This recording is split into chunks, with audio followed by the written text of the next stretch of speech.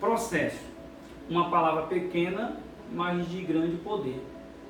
Alguns o amam, outros detestam. Uns não querem nem saber, mas outros buscam, porque sabem da importância dessa palavra, dessa situação. Para completar o ciclo, o tempo. Então, entre plantar e colher, existe um tempo. Esse entre plantar e colher, esse tempo é um processo, uma situação. Então, se você gosta desse processo, dessa palavra, de vivenciar essa situação, então é sinal que você está no bom caminho. Você não tem medo de enfrentar batalhas, você não tem medo de buscar, e a gente precisa disso. O processo é importante, mas primeiro deixe seu like, compartilhe esse vídeo se por acaso for importante e deixe seu comentário aí.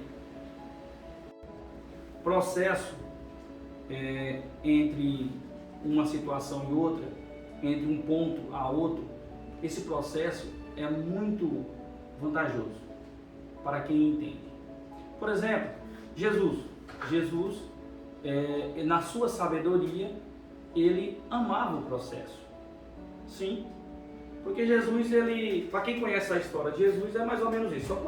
Vou tentar diminuir essa história para vocês poderem entender. Jesus, ele nasceu, viveu um processo até os 30 anos e pregou 3 anos. Então, Jesus ele morreu com 33. A história por diante vocês podem pesquisar, vocês vão entender. Então, o que ele viveu? O processo. Para quê? Porque Jesus ele precisava ser formado, ser forjado para alguma coisa. No caso de Jesus, ele vivenciou esse processo, vivenciou o processo para a salvação de nós todos. Então, ele é o Salvador. Então, ele teve que passar pelo processo. Então, se até mesmo Jesus, Filho do único Deus, ele teve que passar por esse processo, e nós não teremos, precisamos passar por um processo. Também, vemos também a história de José do Egito. José do Egito foi um dos governadores do Egito. Para quem quer saber mais da história, é isso. Eu vou diminuir essa história para você entender o processo. O José do Egito, ele foi vendido pelos irmãos como escravo, e aí ele foi comprado pelo general do Egito, na época do faraó. O general do faraó, ele foi comprado, o José do Egito, e aí tem-se então um processo. E anos depois, José iria entender o processo, porque Deus ele tem um propósito para cada um de nós. Ele teve um propósito até para Jesus. E aí ele tem o processo.